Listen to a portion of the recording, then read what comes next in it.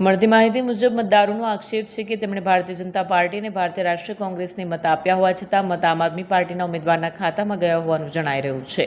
ગામના લોકોના જણાવ્યા પ્રમાણે આમ આદમી પાર્ટીના ઉમેદવારને આશરે 300 જેટલા મત મળ્યા છે, જ્યારે એક પણ મતદારે તેમને મત આપ્યો ન હોવાનો દાવો છે।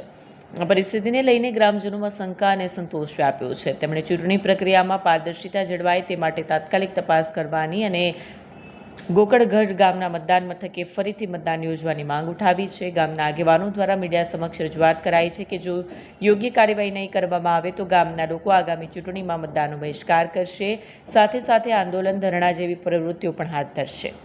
વિડીયો જર્નાલિસ્ટ ભાવિન ભાવસાર સાથે સત્યા ટીવી ન્યૂઝ મહેસાણા। આપનો પરિચય આપજો અને શું રજૂઆત હતી?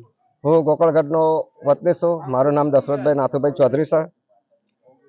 2026 તારીખે જે ચૂંટણી થઈ મરેડા બૂથ ઉપર 2 ની ગોકળગઢ ગામમાં, એમાં દરેક મતદાતાએ ભાજપ અને કોંગ્રેસ બંનેને વોટ આપ્યા છે, બરાબર।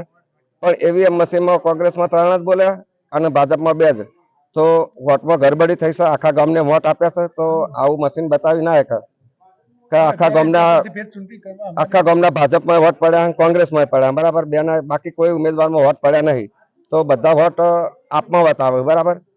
તો ખરેખર મશીનની ગડબડીના કારણે હવે ગામવાળા ફરીથી વિશ્વાસ નથી, મશીન ઉપર વિશ્વાસ નથી આવતો, તો ફરીથી ગામમાં ચૂંટણી કરવા માટે વિનંતી કરીએ છીએ।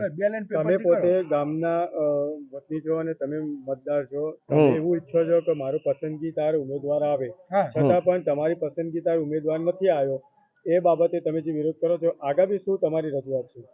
દરેક અમારા ગામના દરેક મતદાતાએ પોતપોતાના પસંદગીદાર ઉમેદવારને મત તો આપે જ, કોંગ્રેસને આપે, ભાજપા ઈવીએમ મશીનમાં અમારા ગામમાં ગડબડના કારણે નથી કોંગ્રેસમાં વોટ બોલતા, નથી ભાજપમાં વોટ બોલતા, તો એ વોટ ગયા ક્યાં? એમ દરેકને પોતપોતાના ઉમેદવારને જ વોટ આપ્યો, તો પણ આમ આદમી પાર્ટીમાં વોટ ગયો કેવી રીતે? 2 જ વોટ ભાજપમાં પડ્યા અને 3 વોટ કોંગ્રેસમાં જ પડ્યા।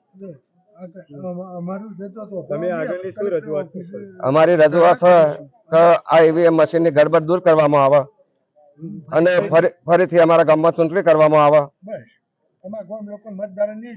અમારા મતદારોની દરેકને એવી ઈચ્છા કે ખરેખર સાચી રીતે ચૂંટણી કરવામાં આવે। આપનો પરિચય આપજો અને શું સમસ્યા હતી?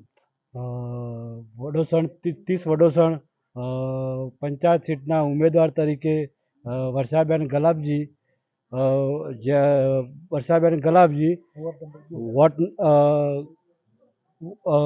ગોકળગઢ મરેડા 2 જે બૂથ હતું, ત્યાં ગામજનોના કહેવાથી વોટિંગ જે 521નું થયું છે, એમાં ભાજપમાં અને કોંગ્રેસમાં ફક્ત 3 વોટ પડ્યા છે, જ્યારે જે ખરેખર લોકો ઈચ્છતા નહોતા કે ભાઈ આમ આદમી પાર્ટીમાં અમારા વોટ જોઈ નહીં, 299, 300 જેવા વોટ ત્યાં પડ્યા છે આમ આદમીમાં, તો ખરેખર આ ઈવીએમ મશીનની ગડબડી હોઈ શકે, એટલે ત્યાંની જનતા, ગોકળગઢની જનતા સ્વીકારવા તૈયાર નથી કે આ ખરેખર ખોટું થયું છે। એટલે ગ્રામજનોની રજૂઆતથી હું અહીંયા એક ગ્રામજનોના કહેવાથી અહીંયા હું આવ્યો છું। એટલે ખરેખર ગ્રામજનો એવું કહે છે કે ખરેખર કોઈ શિક્ષિત યુવાન હોય એવા અમે વ્યક્તિને ચૂંટવા માગતા હતા, છતાં પણ આ ખરેખર આ યોગ્ય નહીં બન્યું। તમારી આગળ શું માંગ છે સરકાર તરફ? અમારી તો એવી માંગ છે ફરી મતદાન કરવામાં આવે ગોકળગઢ મરેડા 2નું, એવી અમારી માગણી છે। માગણી સ્વીકારવામાં ના આવે તો તમે આગામી શું પગલાં લેશો? તો આગામી અમે